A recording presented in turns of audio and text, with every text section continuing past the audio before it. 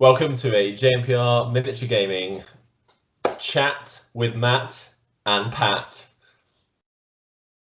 Yeah, I did it first time. I kept saying Pat and chat in the wrong way around. So it's like Matt, Pat, chat, Pat, Matt, Pat, chat. Chat. So yes, we are here for our new semi-regular chat show. Fingers crossed. But I won't make a promise that it's going to be any specific time at any point, because lives and things, and obviously we can't be meeting in person, so we decided we would start doing this remotely with our little floating heads in boxes for now, until we can actually get together and chat about this stuff in person. But Pat, this you have been in a video on the channel. Yeah. I did. What was it? Cyclops and Storm on Wolverine. Wolverine and Sabretooth as well, I think. Wolverine and Sabretooth.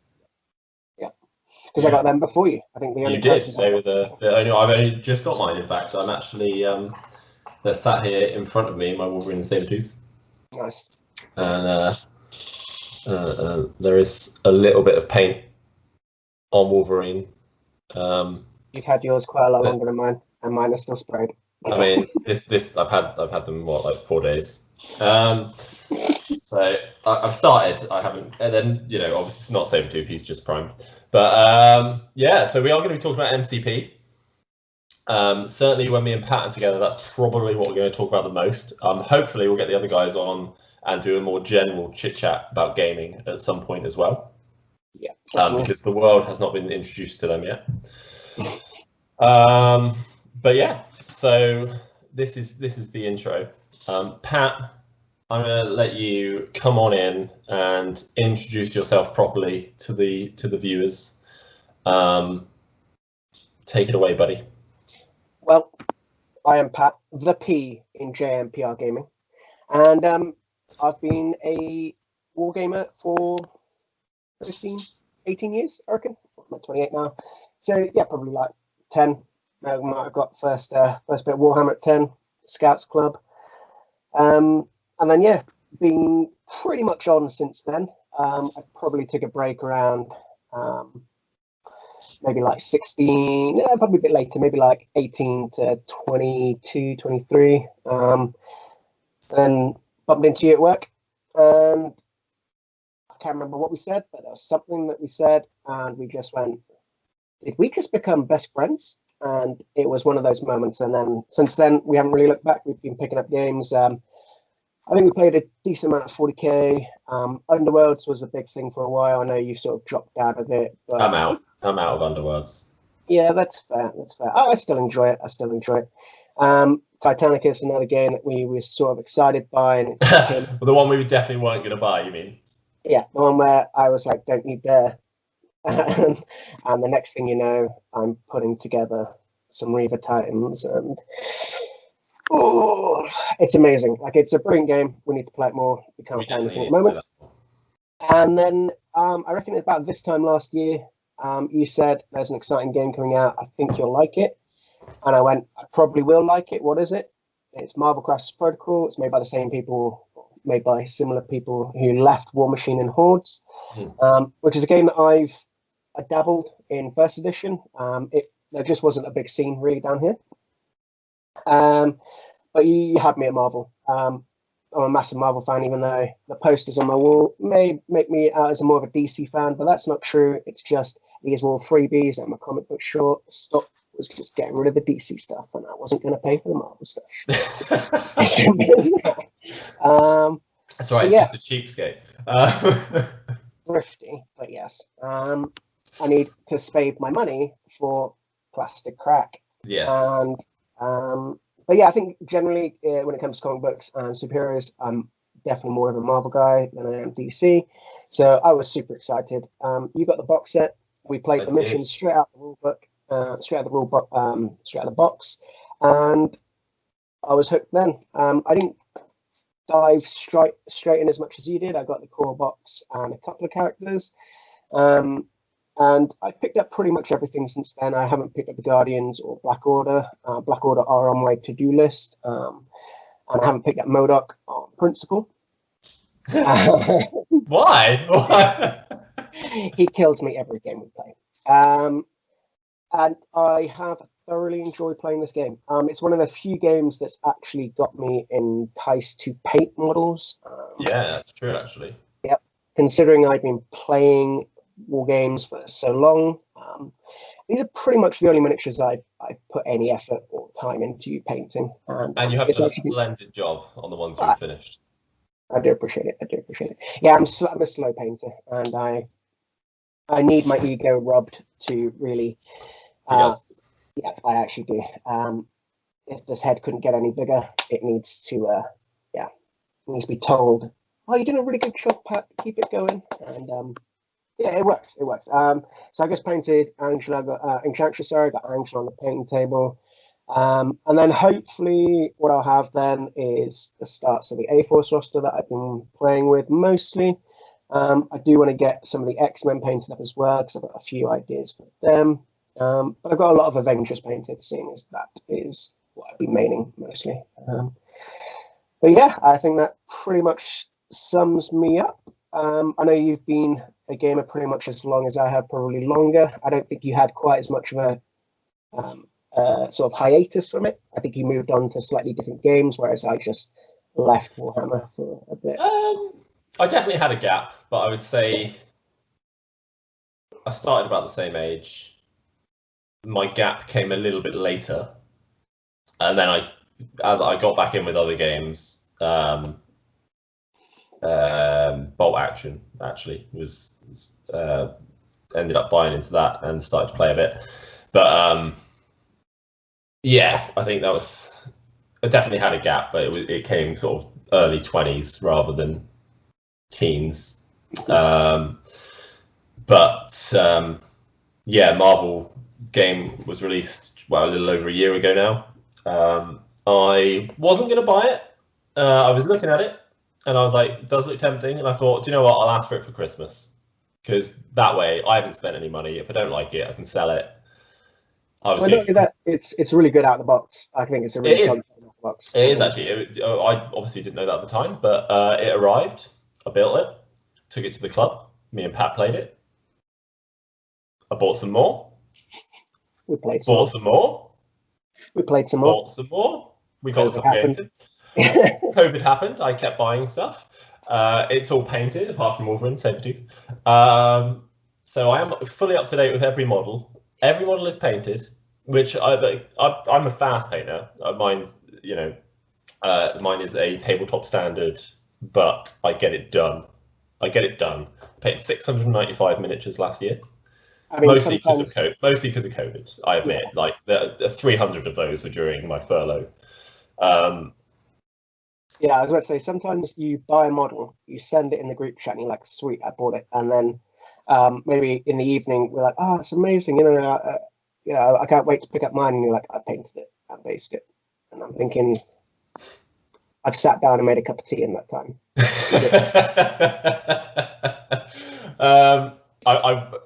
That is actually scarily accurate sometimes. Yeah. Yeah. Do you know what though? The Marvel ones, apart from a couple of them, I've just found them so nice just to sit down and slap some paint on. And yeah, mine are not the best jobs in the world, but they're certainly not the worst either. No, they're very good. Like I don't look at my models anymore and go, oh God, I hate my painting. I used to do that, but I now look at them and go, it's okay. It's okay. It's better. It's okay. It's okay. Sometimes I do better than. I'm really happy with my Ghost Rider actually. My Ghost Rider, I spent a bit more time on Ghost Rider, and I was pretty happy with him. I haven't really used them yet either. Well, I haven't used any of them because COVID. I haven't used any since like the original releases, like Venom and MODOK. Used them in person. Yeah, I think like February might have been. Hulk. Yeah. I think Venom was probably like the last release before lockdown that we actually got a chance to. I think you're right. I definitely had Venom on the table because I think Rob used him against me, or I used him against Rob. Yeah, in the club in the demo game. Yeah, was that the one where I was sort of telling Rob like? Yeah, and then Rob beat me. Yeah, because of Venom. because Venom back then was, I mean, he's still really good, but I think back then he just didn't have an equal, really. It was roll on Carnage, and then fingers crossed. So why do you love MCP so much? Like, there's all these other games. Why do I love MCP? Because one, it's Marvel, and nerd. So not as, I mean, actually, for me, Marvel is. I definitely got into the comics when I was younger, but I would say that you're definitely more up to date with your comic book knowledge by a long shot. If I've got a question, I'll come to you. And later on in the show, when we're talking about a specific thing, you're going to have way more comic book knowledge than me. But I've read like all the classic, like big storylines, and some of the smaller stuff as well. But in terms of just general comic book stuff, Pat is the guy that I'll go to. But obviously MCU, all the TV shows, a lot of the like cartoons when I was younger, all that stuff. Top-notch knowledge. I've got that down. 90s Marvel cartoons. That's my jam right there. And this game came along, picked it up, like I said, got it for Christmas, started playing it, and the game was well balanced. Had so much variety straight out the starter box, like just the way missions were chosen, the deployments, how you build a roster, everything just appealed to me straight away. There was nothing that I went, oh, I don't really like that. And I still don't think there is. There's a couple of missions that I'm like, meh. And there's a couple of interactions that are a bit funny sometimes. But generally speaking, I've not had anything in any game I've played with it where I've gone, oh, I really don't like that. Yeah, I've not played a game where I haven't enjoyed it. Like, I've been trounced, being senseless, as we'll talk about in a minute. But even that I enjoyed. It's something different. Every game you play is different. I think apart from one game we played on TTS where you kind of ran away with it. Was that the one where I just KO'd every single one of your character I hit? Yeah. Like, no joke, when activation KO'd character, KO'd character. And we're talking like Kingpin, Green Goblin, Doc Ock, like not squishy targets. Squishy targets. They just fell apart. Yeah. They just fell apart. Apart from that one game, I've never played a game where I didn't think there was a turn where I could kind of pull it back. Yeah. Doesn't always happen, but I always feel like I've been in every game that I've played. Sometimes they run away a little bit, but I feel like it's a game that you can kind of recover if you're good enough. A little bit dice dependent. There's always going to be dice spikes, and there's always going to be swings like that. But I think the spikes happen infrequently enough where I don't mind. And it's sort of like if my opponent gets it, I'm like, wow, that's cool. Think about it in comic book law, this is just the supervillain powering up and, just having that one shot. And yeah, when it works, it works. When it doesn't work, when you're on the receiving end of it, it feels bad. But I think I enjoy this game from a fluffy standpoint and a gameplay standpoint enough that I can sort of balance it in my own head. Absolutely. Yeah. And I think in terms of there's a lot of tokens in the game. Yeah. And there are some games where I'm like looking at all these tokens like, what do you all do? But I think actually it's not as bad as what there's a lot of tokens, but actually it's not as bad. Once you're actually playing the game, you realize actually I'm not going to use a lot of these a lot of the time. Okay. And if you plan ahead, you just have like a couple of each type that you'll probably need during the game, because you never really use more than 3 of each type at any one point, maybe, unless you're playing demons downtown, in which case you need a ton of incinerate. Yeah, I'll give you that. But yeah, I think for me as well, it's the ease to learn and the difficult to master. Like it's I know it's cliche. A lot of people who play games will say that about their game. It's really easy to teach, but it's a really good player will always beat the inexperienced player. I think that's true in this game. I do think. I do think the more reps you get in, the better you get, and the more likely you'll just win. But you mentioned earlier we took the game to the club, and Rob DR in JMPR, he said, yeah, cool, I want to play. And I really didn't need to hold his hand too much. It was just, we tell him the basics, he gets it, it's all in front of him. The dice, simple, roll it. I love it. The character card is there. It tells you all the information once you know what's what. Yeah. And I think it's very easy. Well, maybe not now so much. Now there's 60 characters or so. But you can look at a card and go, right, this is what this guy does. Yeah. Maybe depending on how you're, like there's obviously other things involved if you're playing different affiliations and things. It kind of changes how some of them play, but generally speaking, you can look at the card and go, this is what this guy wants to do. Yeah. And I completely agree. Go do it. Almost click and play, but so I like, Cyclops is going to be a bit of a range cat. He's going to have he's going to have a range attack. He's going to be a little bit of a leader. Hawkeye's going to have that range attack and be kind of squishy. Hulk's going to smash. He might not smash well all the time, but he does do that at least. Thor's going to be able to dish out a pounding. It's if you know the characters, you know how they're going to play.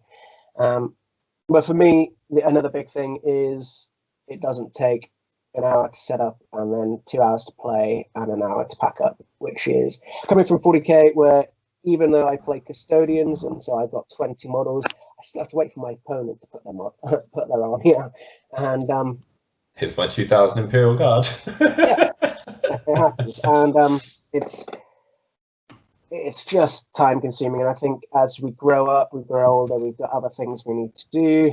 Unfortunately, as much as we'd love to play games all the time, I think being able to go around yours at 6 in the evening and have a pizza and play the game and pack up and still be in bed by 10:30, that's a big thing for me. 100%. I mean, it's definitely a game you can get in after work. We could probably get a couple of games in after work.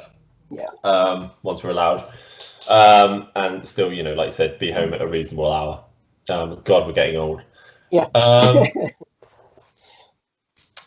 But yeah, what about recent stuff then? So we've talked about the fact that why we love the game when we got the game. Are we even playing the game? Like, I know you're in the league at the moment. I am. So it's the TTS league, correct? It is the TTS league. Awesome. I saw season 3. I was tempted to sign up for season 3, and I just forgot really. Completely honest, I was just like, oh, I completely forgot to actually sign up for that. Season 4 came around at the start of the year, just before Christmas. I think I saw the advertisement, and I was like, right, remembering to actually sign up this time, and I did. So I've just yesterday played my 3rd game in the league, so we're at the halfway point of the league rounds before the knockout. I won't be in the knockout. I'm fairly certain I'm not going to be in the knockout. I think you can get in with 1 loss. I think you can get in with 1. Unfortunately, I've got 2 losses now. Oh yeah, sorry. I didn't mean I didn't set him up there for that. He did. So yeah, I probably could have gotten 1 loss. 2 losses I don't think is probably going to be enough. But I have 1-1, lost 2, unfortunately now. And again, I don't feel like the losses were too far out of my reach. The first game I lost, it got away at the end of the game because just none of my attacks did anything. What are you Doctor playing? Strange. What am I playing? I'm playing Criminal Syndicate. Yeah. So I've got it's my favorite alliance affiliation currently. In terms of bad guys, because I love street level bad guys. And MODOK. He is a street level bad guy though. Let's face it, in the comments, he is a street level bad guy. Yeah. No one cares. Like, alright, he's got a company. Like, but he got fired from there, so. No, that's cool. And you're playing beefy guys basically, aren't you? Yeah, I got some tanks in there. I got Killmonger, I got Green Goblin, I got Doc Ock, who can usually take a punch, unless it's from She-Hulk. And Kingpin is just so good. Like, yeah, like he's just really good. I love Kingpin. And then I've got a few of the minions. Got Taskmaster, got Bullseye, got Mystique in there. I've got Nebula. She's just my little 2-pointer that I snuck in. Probably going to drop her for Toad in the midway point now, so we can change our rosters a little bit. So I'm thinking of taking a couple out and adding some Brotherhood characters in. So I've played 3 games in the league. I played A-Force in the first game. No, I didn't. Yes, I did. It was A-Force. Yeah, She-Hulk. It was a 3 character game, and it was She-Hulk, Black Widow, and Doctor Strange. and with Doctor Strange's bonuses, I could not do any damage. Well, I did a lot of damage to She-Hulk, and he just kept buffing her defenses, healing her, and I just couldn't. I probably did 25 plus damage to her over the course of the game. Just kept, slowly healing it off. Just couldn't get enough hits in there to just take her out. This is quite a new thing in the game. Though. It used to be a go wide as much as you can. But I think recently, especially in season 4, people are going tall with these 3-4 person rosters where they're 5-6 threat characters, and then just to make affiliation, squeezing in a 2 threat. And funnily enough, it's just really difficult to deal with these big guys. Because when you said that you were playing against 3 people, I was like, well, I think you've got this on yeah, so did I. But I guess that's the way the game's going, and it's cool. It's different. It's something you've got to plan for. And I think you'll be better prepared if you knew that your opponent was going tall. Oh yeah, 100%. I have to deal it a little bit better. She-Hulk probably isn't the priority target there, even though she's the big distraction piece. It's the other 2 that are going to be getting. I was trying to. Unfortunately, Black Widow, the 2-threat Black Widow, is really hard to deal with, and Doctor Strange is also can buff himself, so he's also rather hard to deal with. Actually, I found Mystique was quite good until she got knocked out. Mystique disabling reactive superpowers is actually very useful. As my opponent in the 3rd game found out when I should have killed Valkyrie and didn't. So what about your 2nd game then? 2nd game went much better. I was playing against Guardians of the Galaxy, actually, which is the first time I've played against Guardians of the Galaxy. And they are a roster that I actually want to have a little play around with. And they play very differently. They're more of a horde faction. So I think we had a 5-on-5. Yeah, I think we should stress in relevance to this game, it's a horde faction. I think you can pretty much. I should say it can be. I think you pretty much only play 7 wide in this sort of game with 7 models on your team. It's not like where you can play. Oh, I'm playing a horde faction. I've got 300 models on the battlefield. Yeah, there are no minions. Thank God. So generally speaking, so Guardians have quite a few mid to low level or point characters, threat characters. But he was running Angela, who's obviously a chunk of those, and he also had Ronan, is Ronan 4? Yeah, Ronan's 4. Right? Ronan's 4. Depends if you take the power gem or not. He didn't have the gem. He had the gem on Star-Lord, actually, which was a mistake. It was the way he used Star-Lord just didn't make sense to have the gem on him. So Star-Lord got dazed turn 1 and KO'd turn 2. I think it's better suited on Ronan, looking at that roster anyway. Yeah. Ronan and Kingpin had a really good fight. They ended up dazing each other.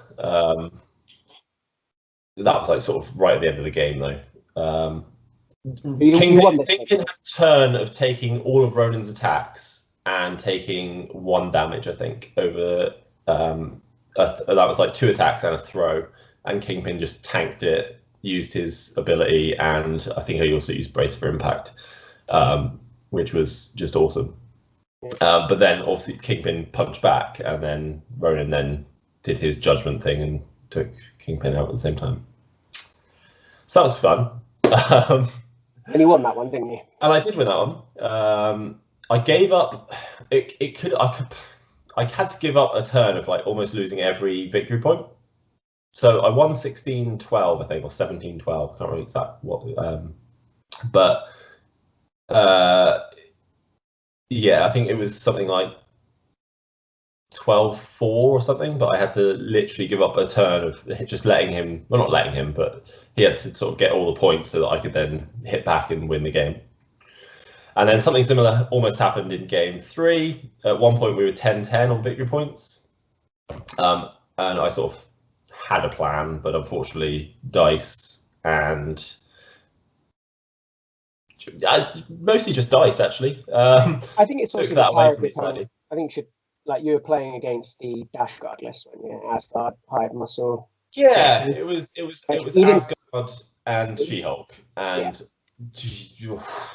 Valkyrie, Angela, Thor and She-Hulk just, and I was looking at it going, this is going to hurt. Yeah, yeah. I mean, when you said what you were playing against, I thought, wow, that is almost 4 of the beefiest characters in the game. I think Angela is a bit disputed, but she can really put out the hurt on the slightly weaker, slightly. Angela is a bully, basically, and if she starts running around against the lower characters, she can do a lot of damage. Yeah. I agree. I think I've taken Angela out of both games I've played against her, but she has done the damage before I've been able to do that. Which that's what she's what she does. So I did take her out by throwing her into She-Hulk though. Very nice. Kingpin just grabbed her and threw her into She-Hulk and KO'd her. Nice. Which was enjoyable. Unfortunately, She-Hulk dodged most of the damage though, because I almost took She-Hulk out as well at the same time. I think that would have been different then, wouldn't it? That could have won me the game. Or not meh, still meh, but it definitely potentially could have turned it a little bit, but it didn't quite do that. Then She-Hulk ran into Kingpin, did with a 12 dice, whatever her special attack's called, and did 1 damage. So the dice went both ways, but it was good. It was very enjoyable. I believe you have had some recent TTS experience yourself. Yeah, the first tournament I played in with MCP, pretty much. I think I pretty much exclusively played you on TTS. Yeah, again, same. I had a couple of games with someone else who I know from Underworlds, lives nearby. That was really in preparation for the tournament, but I played in a Battle Realms tournament, which is a free sort of gameplay style that AMG gave out. I think it's meant to be a variant of their competitive way of playing. They've got sort of a competitive and a casual play. This one, instead of choosing 10 characters, you choose 15. Instead of choosing 6 crises, you choose 10. And you don't have to choose your tactics cards. It's all you've got all of them at your disposal. The difference here is that you have a pick and dismiss with your opponent. So you're basically going to pick a character, your opponent's going to dismiss one of your characters, and you go back and forth. There's a whole chart on the AMG site. It's free to download. And I wanted to play this because it was something a little bit different.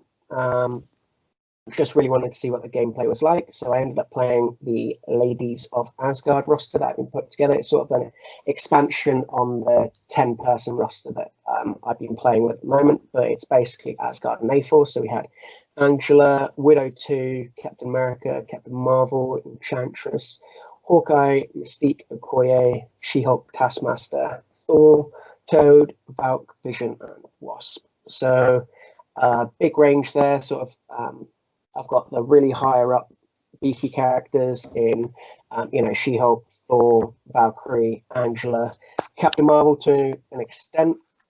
Got the 2 threats, which I think are really important in this format. So I've got Okoye, I've got Toad, and I've got Widow 2. I think even if your opponent dismisses 2, and they've got the option to do that, it leaves you with 1 that you can pick. It isn't always the best one, as I sort of found out, but it made building to a specific threat level a little bit easier.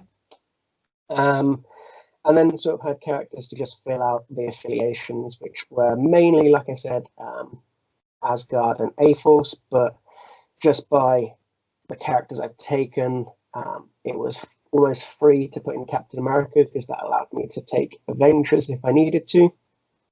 And literally until the day of the tournament, when I found out I could actually take Brotherhood of Mutants as well with Mystique, Toad, and Taskmaster. But generally the game plan was try and play Asgard or A-Force where possible. I've had a few reps with them. Avengers, that's really, I think, the main roster we've been playing together. I don't know if you can tell already, I'm sort of I like to play the good guys and Matt likes to play the bad guys. That says nothing about our characters at all. It does. You're evil. I'm a terrible human being. I always lose. I don't think that's quite true. Always. Yeah. But it was a 3-game tournament. It was pretty simple. The rounds were about 3 hours long, but nearly every game took about 2 hours. It's a little bit longer than your normal game, only because there's the whole pick and dismiss at the beginning of the round. and generally then it's a little bit harder to come up with a roster because it's a little bit more random on what crises turn up as well. But my first game was against a Discord name Red Cafal. His name is Carl. He's from Ireland. Really great opponent. Really, I was still getting to grips with the pick and dismiss. So I did have a pretty good A-Force or Avengers roster available to me, but because of the crises that were sort of put down, I thought, first tournament of the day, it's 8:30 in the morning. I'm absolutely haggard. Let's just go with something that I've had a few more reps with. So I ended up with Captain America, Captain Marvel, She-Hulk, Hawkeye, and Black Widow. And I was up against an Asgard roster. And this was a Asgard, Thor, Valkyrie, Loki. And then Ant-Man and Black Panther, not always seen in that roster, but I think that's the really interesting thing about Battle Realm. You end up with a few characters that don't always see play in certain rosters. But yeah, I got hard muscled out of the game. We sort of spoke a long time at the end of the game how, he's been putting reps in with hard muscle, knows how good it is. It is a tournament at the end of the day, so you want to be doing as best you can. So I obviously don't begrudge him to do that, but it was the first time I played against the Dash Guard list. And wow, you're on the back foot. If you lose priority, it's so difficult. I was playing catch-up all game. I think the closest I did get was in the third round, where I managed to get a few of the crises in my favour, but it was 16-7 in the end, and I think I got 6 of those in the third round. So really it was, maybe I got 5 of them in the third round. I think I'd been getting steadily 1 or 2 points per round. But he went up with Loki, took 2 of the things away. I could have played better. I didn't really know how to play into it all that much, so I put Widow on the side against Loki, whereas I should have put her on the other side, so at least she could have gone up to grab the other sort of asset, and at least then that it would have balanced the scales a little bit. It wouldn't have been 4-1, it would have maybe been 3-2 or something like that. And what you needed was some well-laid plans. If only I had the capability of playing that, because that card in the third game was yeah. My opponent was just like, "Oh, what does it do? He's never seen it before." Or I'm sure he's seen it, but yeah, I think I think this is going to be great in this mission. He was just like, I was like, "Oh, I've got the power to play it. I will definitely play this." And he had 3 of the, I think She-Hulk had one, Angela had one, and I think Thor had one. And I didn't get it off on She-Hulk, unfortunately, but I did get it off on the other 2, and Damage dropped the character, and he's like, "Oh, you do this for every character, no matter what the range is?" I'm like, yeah, I do. He was like, "That's great." It's 6 power over 2 characters, but worth it. It gets you back in the game every time. And it did get me back in the game. Yeah.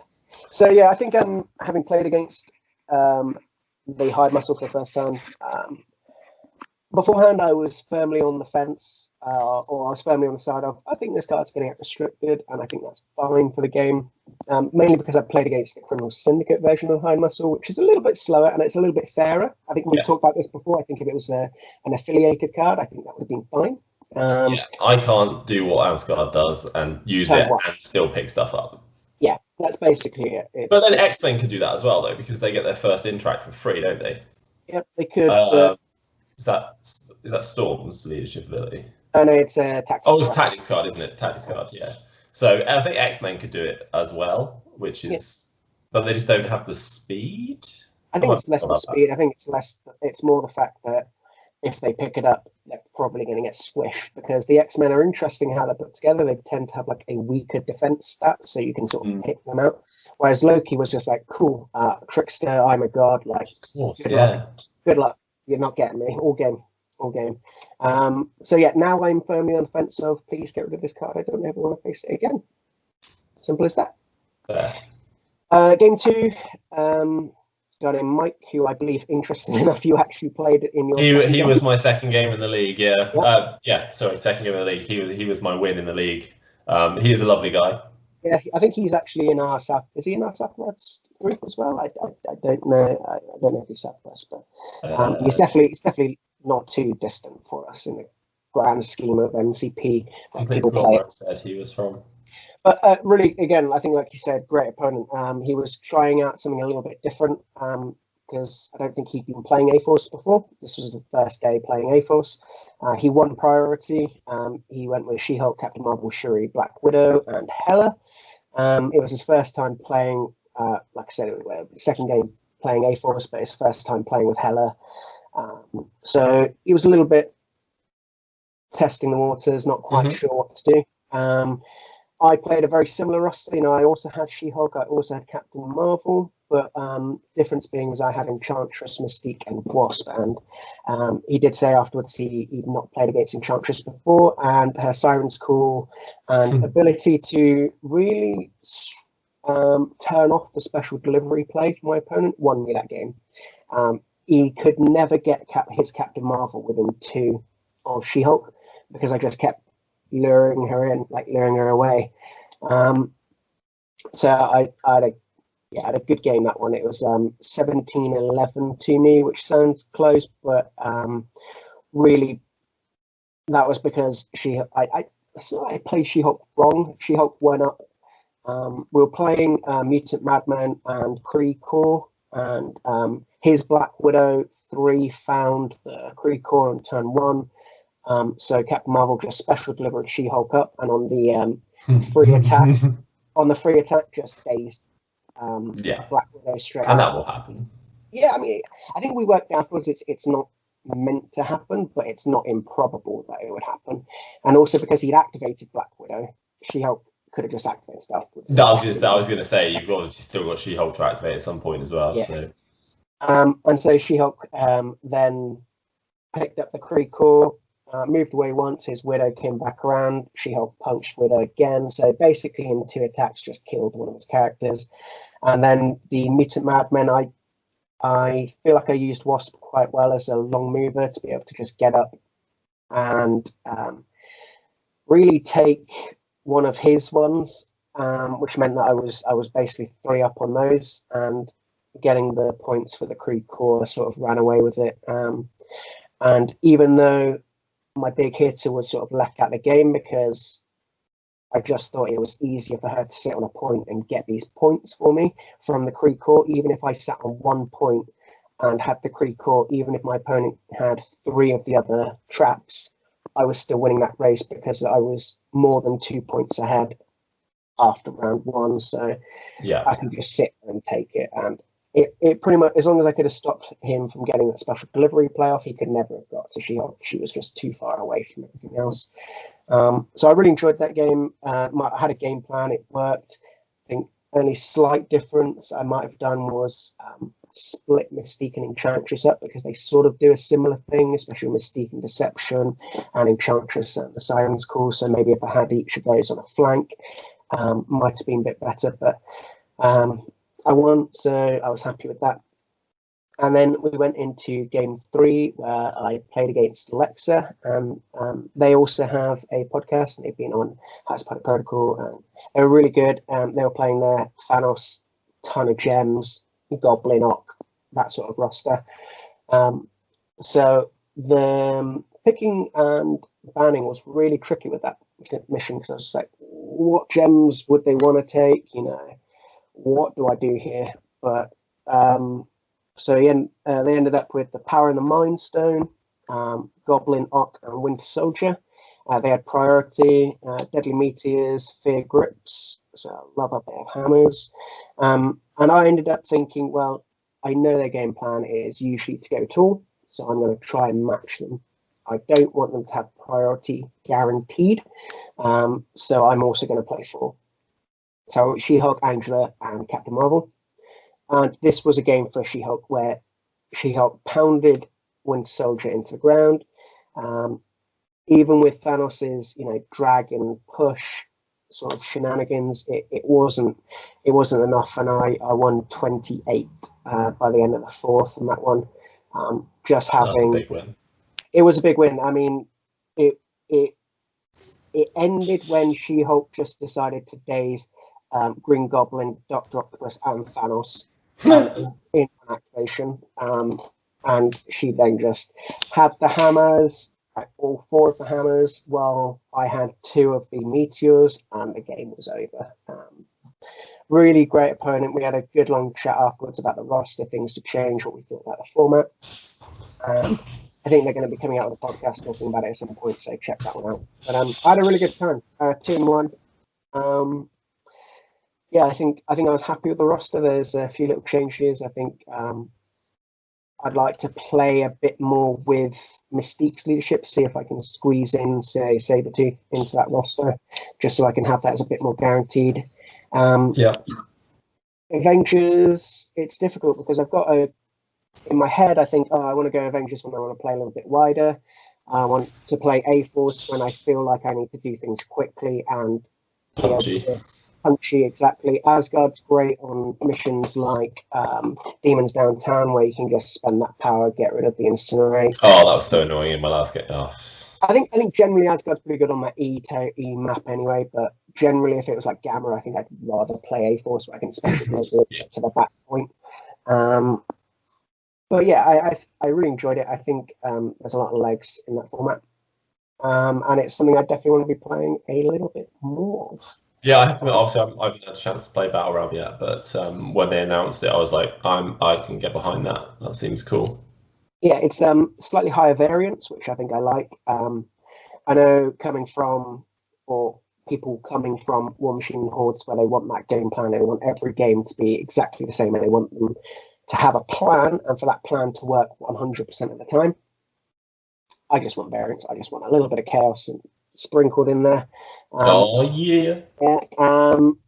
And yeah, I think I liked it for that reason. I felt comfortable playing A-Force, and I think they're a brilliant roster for Battle Realm, only because every female character pretty much is. I think you're looking at the 3 big rosters now of Avengers, A-Force, and Cabal. And in some cases, Criminal Syndicate, because they've got a decent amount of characters, not quite as much as the other 3. But I think those ones really probably excel because you've just got so much choice in Battle Realm. That's my thoughts anyway. I agree.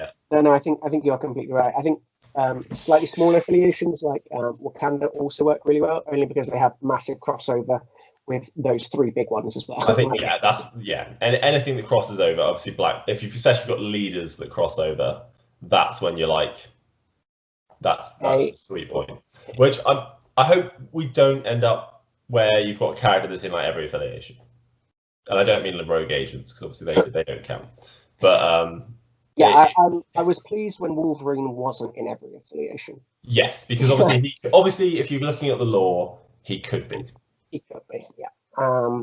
But they've used some restraint, and it makes sense. And I think there has to be a gameplay element to it as well, not just. 100%. You can't. I think they're very good at it. I don't think that we need to worry too much. I think that it's in good hands in terms of if they've got a character. And look at Drop Off, they instantly went, look, we messed up with this card. We're going to have to ban it. I don't think they'll ever ban a character. But there's options to tweak the affiliations because you could actually drop. They could quite easily go, look, we've updated it, we've dropped him from this roster because XYZ, exactly. And it could also just be, yes, in the comics they are always part of this affiliation, but it's just too good for the game, so we're gonna remove X character from an X affiliation. I can't think of anything off the top of my head at the moment. I don't think there is any currently, but no, why is Spider-Gwen not in A-Force? Well, I think I sort of do have a slight comic book answer to that one. I know she has appeared in the A-Force comic book, but I wonder if it's because like the A-Force was during the whole Battle World and Secret Wars event, and so it was like a different universe sort of team of female superheroes, which actually didn't have Spider-Gwen in that, because Spider-Gwen came from another universe. And yes, they sort of appeared in the comics together, but I think it was because this is a different universe. This is in a different universe. We don't want. Is it 616? Are we 616? We're 616. Yeah, we're 616. The normal universe. But I also wonder if it was from a gameplay standpoint as well, because I'd be interested. I would love to just get answers to like their thought processes behind when they've got a character, like what affiliations are these guys going in? Apart from the obvious, he's Asgardian, he's going in the Asgard list. Right, so I'm going to pause you right there before we get too much off on a tangent. We're going to take a short break, and we will be back looking at, well, essentially the next affiliation. Yeah, very excited. But we're going to have to talk very quietly. And we're back, and we have on screen the Hopefully. latest reveal. Yeah, the latest reveal from AMG. Black Bolt, otherwise known as Blackagar Boltagon. He is the leader / king of the Inhumans, and I don't know about you, but I'm really excited for this. I was very excited when the model was revealed. Oh my god, the model is so good. So good, and I'm not going to claim to be the biggest Inhumans fan or the font of all knowledge when it comes to Inhumans, but in the last couple of years, they have put out some pretty interesting storylines with particularly Black Bolt involved, and I think he's a wicked character, very interesting. And for all those people who want to know a little bit more about the Inhumans, just ignore the Marvel TV show that they put out. What?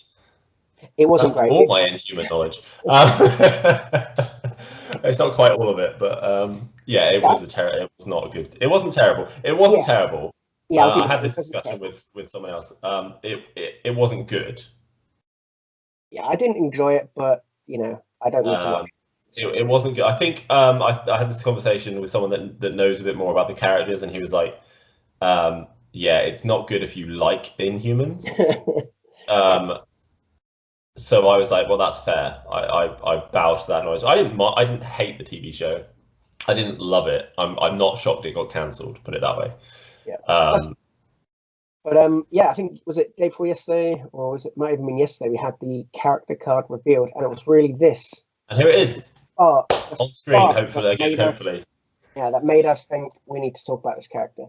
So let's start from the top. He is a 5 threat character, size 2, medium mover. On his healthy side, he has 5 health points. Looking at the defenses, 4 physical, 4 energy, 2 mystic / mental. Now, we'll get to that one. It's a bit of an oof, but it's not the be-all, end-all.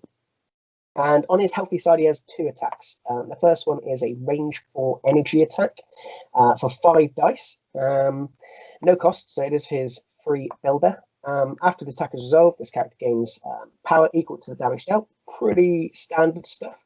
However, he does have a wild pierce, and I think on a range 4 builder with a wild pierce is really nice. Really, really nice. It's not a beam, but I'll take it. You know, if it was a beam, I think it would be a little. I think if it's a beam, you're starting to.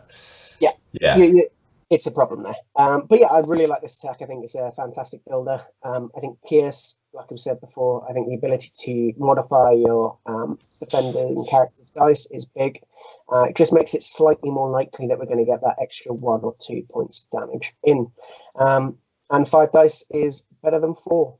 It's I know it sounds silly, but we tend to look at 4 dice builders as not very good, 5 dice builders as pretty average and passable. His second attack on his healthy side is a range 3 attack, so slightly smaller, but this is a physical one. And I believe this is a 7 dice attack, which is pretty cool, but it does cost 4 power. So it's not cheap when it comes to attacks. But after the attack is resolved, it places character within 1 of the target characters. So even though it's range 3, you can really jump over your opponent's bases, especially if you're up against a slightly larger based character. It can be pretty nice. That extra movement shenanigans are always good on these sorts of attacks. And after this attack, if it deals damage, if the target character is size 4 or less, you may throw it short. So we have a size 4 throw, which all it has to do is deal damage. It doesn't have a wild. It doesn't have a silly sort of wild crit or hit. Yeah, I believe that's the same as Thor's throw, but Thor's is a wild, I believe, on one of his attacks. Yeah, I think you're right. That rings a bell. I couldn't check it, but I trust that you're telling the truth. And I used Thor not too long ago, and he has a throw. I know. We'll skip over the leadership ability once we start looking at his ability we'll come back to that one, I think, at maybe at the end or once we've looked at the card. I think so. Yeah, his first superpower is Focus Power. It's not cheap. It costs 3. During the next attack action made by this character this turn, add 2 dice to his attack rolls. So this, in the comic book, from the comic book standpoint, I think is the fact that he can make himself more powerful. Like, he physically can do that thanks to his abilities, thanks to the particle manipulation. He's really good at sort of making his attacks slightly more powerful. And I think 2 dice is pretty appropriate for that. I think 3 is kind of expensive, but we'll come back to it in a minute. His leadership ability can help with that. We then have another superpower. This is a reactive superpower. So stay clear of Mystique. This is anti-graviton field. It costs 2. When this character is targeted by an attack, it may use the superpower, add 2 dice to this character's defense rolls against their attacks. So it's 2 dice. You know, that's amazing. It brings up that mystic defense to a really good 4, and it brings up those physical and energy attacks to pretty ludicrous levels at 6 defense. I think you don't get that very often. You don't get that very often. Unless you're playing Strange. Yeah, basically, unless you're playing Strange or against Enchantress, Mystique, or Ebony Maw, where they can make you attack on their best. Best defenses. 6 is Magneto as well. But Magneto as well, yeah. 6 is massive. 6 is good. 2 isn't, you know, it's not expensive. You're going to get that power. I think this is great. I think we're going to be using that a fair amount. Maybe not on his healthy side. We'll come back to. I think we'll use that more on his injured side. Maybe not actually. You might not need to. Potentially not. He then has a sort of always active superpower. He is an Inhuman, so I think we can assume all the Inhumans are going to have this, much like all the Asgardians get the 2 power. Maybe I would very, very much assume so. Yep. And this it gives the character the ability to re-roll 1 die in its attack or defense rolls. So both good on attack, both good on attack and defense. I think re-rolls are king in this game. That's why you see characters like Shuri, Zemo, like they're why they see play. It's the ability to re-roll those dice. It's why Web Warriors are really good, being able to re-roll those defense die. It's why I think when more characters come out, we're going to see a little bit more Spider Foes with their leadership ability, being able to modify your Wakanda rerolls. Wakanda rerolls, exactly. Rerolls are big, and just to have that inbuilt attack and defense, pick up that 1 die, as long as it's not a skull, have another crack at it. I like it. He flies, and he is immune to poison. So I think from on the healthy standpoint, the main thing that stands out to me there is 5 threat for 5 health, which is on the low side. You look at this side and you're like, why? And also, what else was I going to point out? I think his attacks are decent. I think his attacks are pretty good. I mean, we can directly compare him to Thor, I think, which is another 5 threat leader. He's got 4 defense across the board. He's got 3 on Mystic. Oh, is it? Okay. Yeah, Thor has 3 on Mystic. He's got 1 extra health. His builder is 1 extra dice, but it's only range 2. He has that wild throw, like we were talking about, so it's really throw versus Pierce. I think throw is always going to be slightly more important, throwing people off the I think Pierce is more important on an energy builder, though. True. That is fair. I think just having that. I think when you look at the rest of Thor's card, the throw is really important because he has another throw. So you can basically throw twice in the game, which is twice in a turn, which is pretty good. Asgardian is going to give you an extra power versus Black Bolt's only having 1, so you can't really do any of those hide muscle shenanigans with the Inhumans by the looks of it. Off the bat, he can. We'll see. I think the abilities of Thor are probably slightly better, but they are just different. They're just different. I think Black Bolt is a very solid character looking at his healthy side, but I think he really comes alive when you look at his injured side. I think you're right. Yeah, I think when we look at the injured side there, the 2 things that change, I think they are the only 2 things that have changed. They're massive. His health goes up to 9, and which is big. You know, we can compare that again to Thor. Thor's goes from 6 on his healthy side to 8 on his unhealthy side, whereas Black Bolt goes 5 and 9. Toss a coin which one you prefer. I think I kind of prefer Black Bolt's 5 and 9. I think 9 is, we're talking Modok level of annoyance here to try and get 12 almost. Especially when you should be having power to add those dice for rerolls if you've been flipped over. Yeah.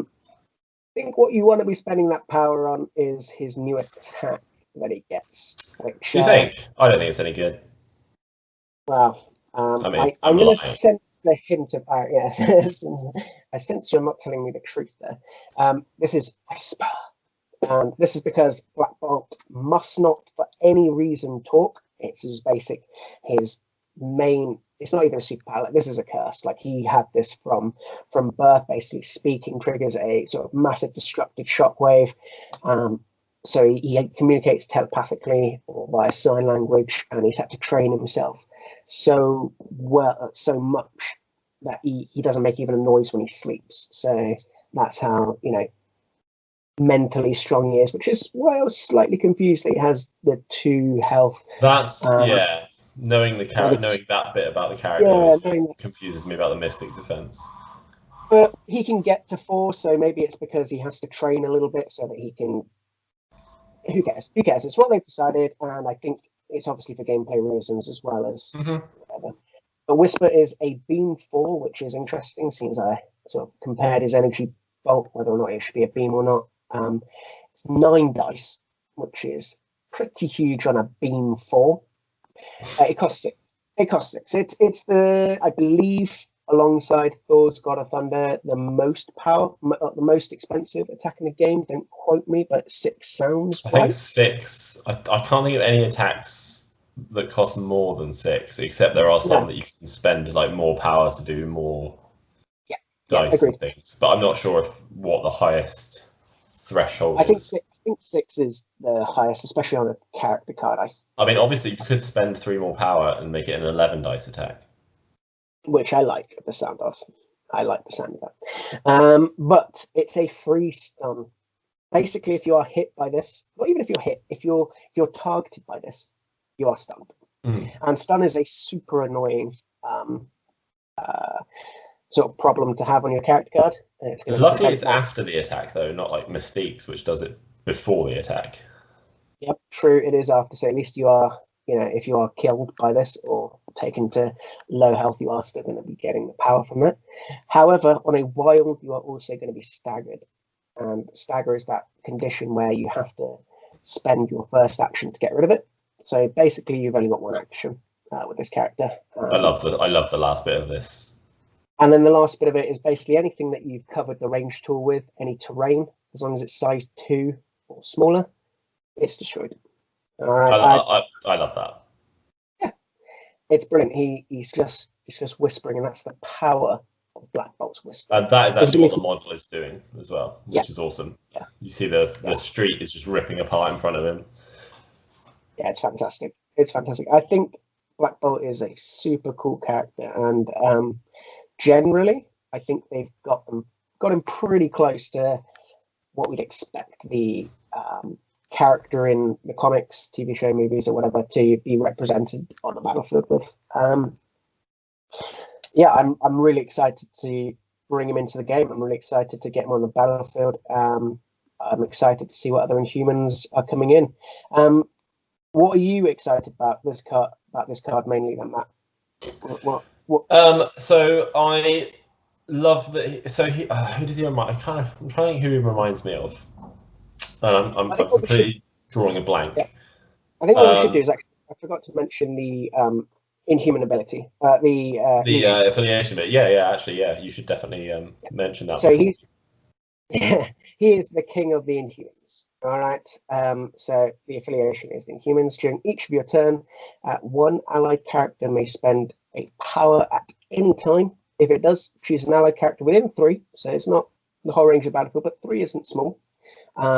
This character gains power, so you basically can transfer power between your characters, which I think is pretty neat and will probably help you get to that big amount of power that you need to use.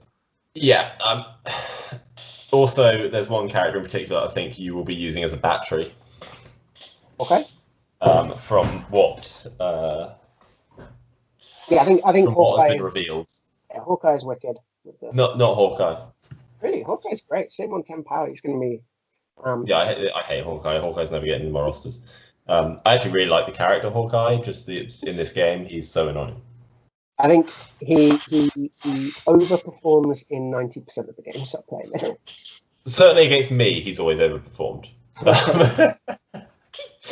So what character are you excited for then? So just guessing from the panel to play, the recent one.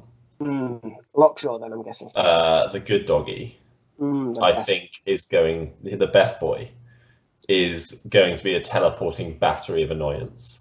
I can see that. He has the ability to just get through power, right? So, well, I mean, I don't know what it's going to be, because they said if a character is nearby, they say he's a good boy and he gains 3 power. So what that means, who knows? So I'm assuming it'll be like if Lockjaw activates and he's within a certain range of a character, gain 3 power, or at the start in the power phase if he's within a certain. I don't know. We don't know yet. Until they reveal the full card, we don't know. But by the sounds of it, he is going to be gaining at least maybe 4 power a turn. That's cool. That's cool. And that's keeping you in affiliation as well, which is. And that's affiliation, which there's going to be a reason that is his leadership ability, or that is the affiliation leadership ability, and I think Lockjaw might be a big part of it. I can see that. I mean, I'm excited for that dog. I think I'm going to try and squeeze that dog in every single one of my rosters. If he's just because he's a good doggo. Just doggo. Just good doggo. Fantastic. With regards to leadership ability, I think power is important in this game, and being able to manipulate where power goes is sneaky good. It's not top tier. Oh, it's definitely not. Yeah, I don't look at it and go, "Oh my god, that's amazing." But I also definitely look at it and see potential. So I think it's remembering each of your turns is each time you activate a character, and not you can do it once. Yeah, it's like Asgard, isn't it? And it's like, because that's what I thought when Asgard was first there. I was like, wow, you can do it once. Once per turn. That was before I understood that a turn is every time I go to activate someone. And then suddenly you're like, okay, this is much, much better. Yeah, it's brilliant. Because it doesn't have to be the character you're activating either. Nope. So, it's any time. It's any time. So if you want that help with the defense, you can do it. But you've only got 1 power. Let's just take a power from another character. You can use your anti-graviton field. Absolutely, it's cool. It's cool. I think it's going to be neat. It doesn't really push you towards a play style or build style, but it may make you think, I'm going to try and have a battery on my team somewhere. Yeah. You want your Shuris, or not necessarily, but like a backfield character that can just generate power and then sort of. Although I guess because it's only range 3, you maybe don't want a backfield character. Maybe you do want someone that's a little bit more in the mix. So I think we'll see Lockjaw has a decent amount of health. Just going to call it now. I think that's fair.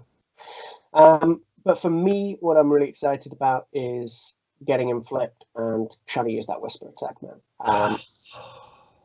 The first time you're only going to get it off once or twice a game, maximum. If you get it off twice a game, you're playing with your food then, because your opponent's done. You would hope so. You would hope so. Especially if you get more than 1 character at a time. Yeah, especially. I think it's really cool. I think the rerolls have me excited. I think the leadership ability has me excited. I think the decent defenses have me excited. Even though I'm calling the 2, decent, it's only because you have the ability to add the extra dice there, and of course you get the inhuman reroll, so it's not. Yeah, you can't sniff at that free reroll. That's every attack. It's just here, reroll a dice. Every defense roll, reroll a dice. Yeah. I think they've done Black Bolt well, for a character that's been around for a long time but hasn't really appeared all that much in big storylines. See, I've probably seen him more in Illuminati than I have in actual Inhumans. Yeah, that's the New Avengers, right? And Hickman. Yeah. And stuff. I think that was that's probably where I was introduced to him the most. That's just because I was sort of just ignoring that Inhumans existed, not intentionally, just didn't really ever pick up anything. Yeah, no, I think that's fair. I think it sets an interesting like sort of tempo or precedence for what the rest of the Inhumans are going to be like. What do we think they're going to be? If they're all going to have that reroll, they're all going to have the reroll. We've seen the paddle to play for them all, but so I mean, Crystal sounds horrendous. Like Crystal's not in a good way. Like not like she's going to be. By the sounds of it, she's got 4 attacks. And it looks like, by the sound, it sounds like you can do them. It sounds like if you've got enough power, you can just do all 4 in one activation, because it sounds like you can chain them. Yeah. So it does say you can't use the same attack more than once a turn, or more than once. You can't chain into an attack you've already done. Yeah. So it's not infinite. But it does sound as if you potentially could get all 4 off in a turn. We shall see. We shall see. I can't wait to see her card, actually. Like, she's one of the characters I've seen a little bit more of, because she's popped up in other things a bit more than the other characters.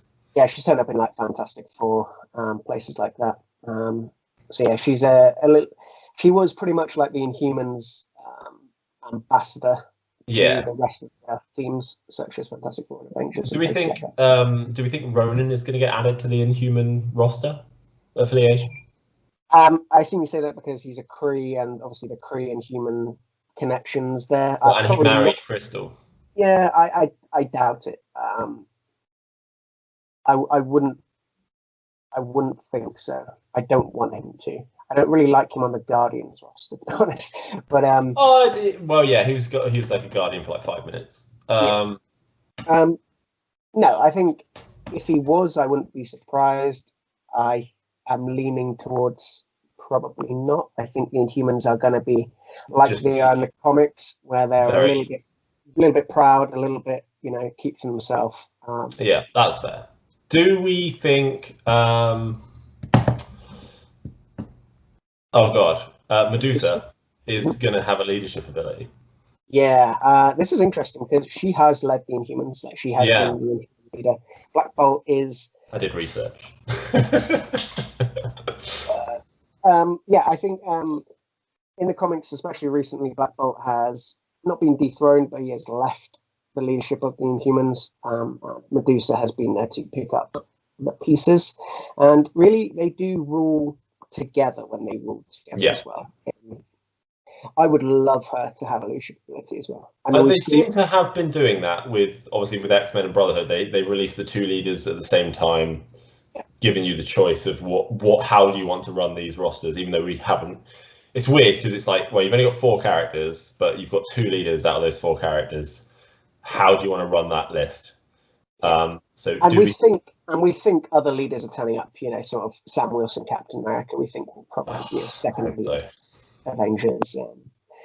I would be really interested to see if Medusa is leadership, or does have a leadership ability for the Inhumans, only because she fits in A-Force already, and I already want to put her and Crystal into the A-Force roster. So if I get an accidental Inhuman roster out there, it just gives you options with those tactic cards, which makes, in the normal game it makes it slightly difficult because you need to have those 8 tactics cards, but in Battle Realm you've got how does Battle Realm work on tactics cards? You just have access to them all. Yeah, which is really cool. It means that there's less planning in the sense that you need to whittle down to 8, but at the start of the game there's slightly more planning because you're thinking, okay, well, I gave my opponent XYZ with their characters, they're going to take XYZ tactics cards. I've got these characters, what roster do I want to build? And then when you've got the roster you want to build, you then got to think, I've got access to a certain number of tactics cards from that specific affiliation. It opens up a bit of a can of worms, but I think in Battle Realms I've got something brewing with the Medusa and Crystal in the A-Force roster, because we know that they're getting added, I believe. I'm pretty sure. I don't know. You've also obviously we've got we've got Miss Marvel on the way, haven't we? Have they announced that, or have I just made that up? I assume we're getting Miss Marvel. I don't think there's been anything official, but I would be shocked if we didn't have the single most popular character come out. For some reason, I thought that somewhere I'd seen it. I mean, you very well might be right, and I might be massively wrong. I might have just made it up, but I would assume so, just based on the fact that she is like one of the most popular characters currently around. I mean, for a character that came out in the last within the last decade, I was going to say she's been out. I can't remember. I've got her issue 1. I've got her best experience. I think it was 5-6 years ago. I agree, but she was. This is when Marvel was pushing the Humans because they didn't have the rights to the X-Men movies, and they just accidentally fell into, maybe not accidentally, they obviously planned this, but they fell into gold with Kamala Khan, the fantastic character. Really, really interesting storylines. She is an Inhuman. We're definitely going to see it on the tabletop. So yeah, I think she's coming to the MCU. There's no chance that. I look forward to that TV show. Yeah, there's no chance she's not coming to this game.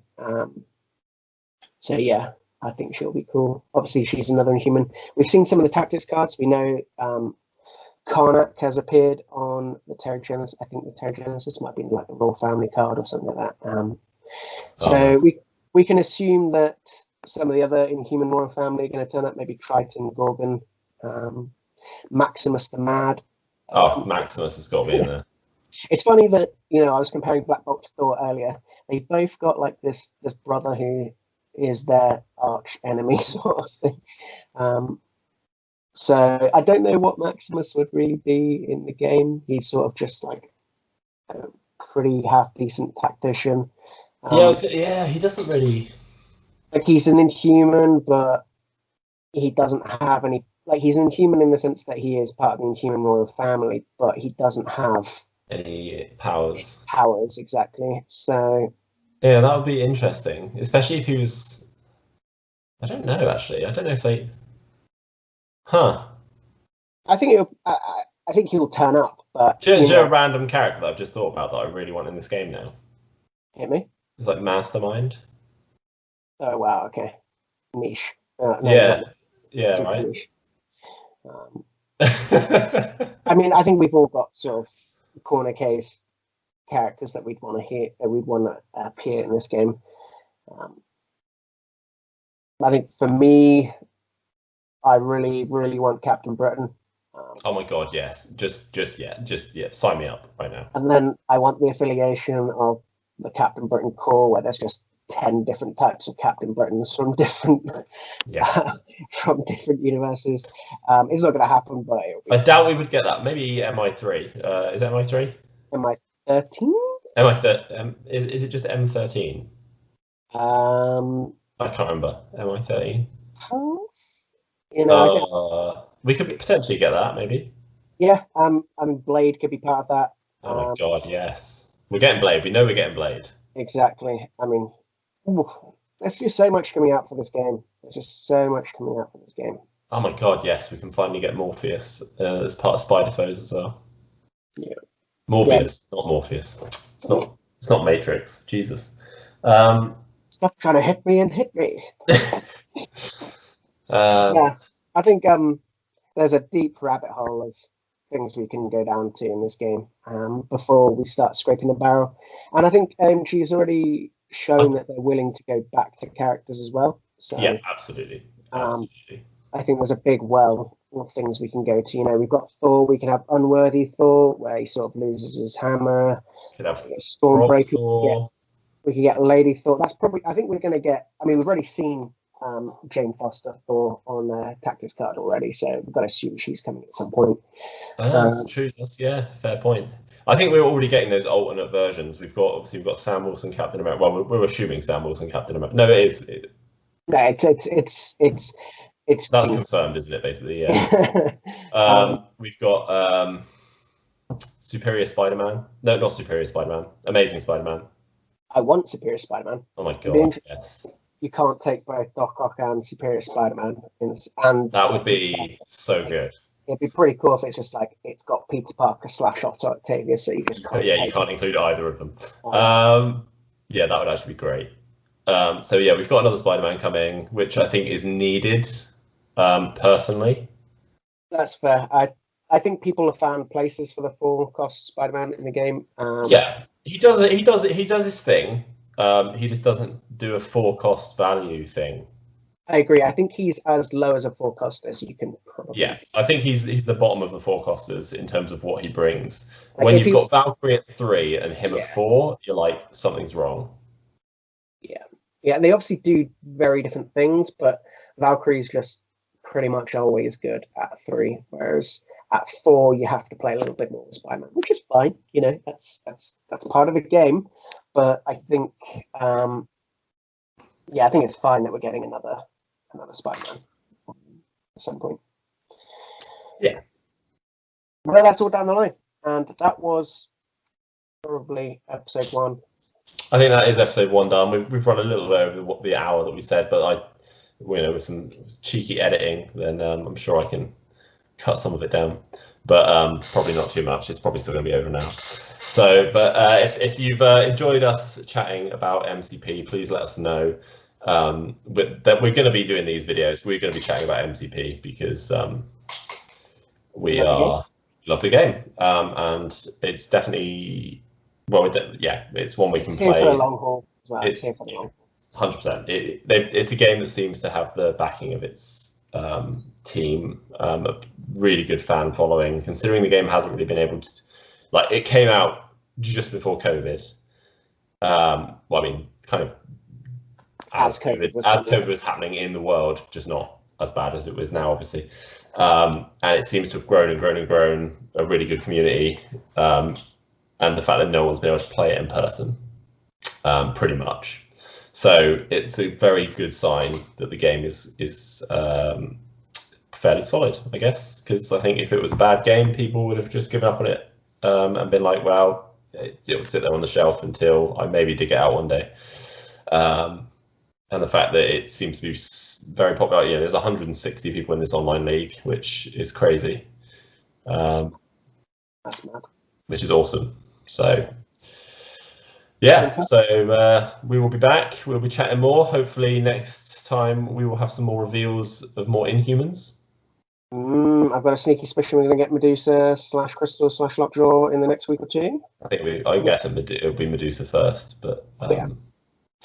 We'll probably wait for maybe all 3 of those to come out, and then maybe do a slightly longer breakdown. We can't wait too long because they're released in 2 weeks. So in fact, in 16 days, 15 days. Yep.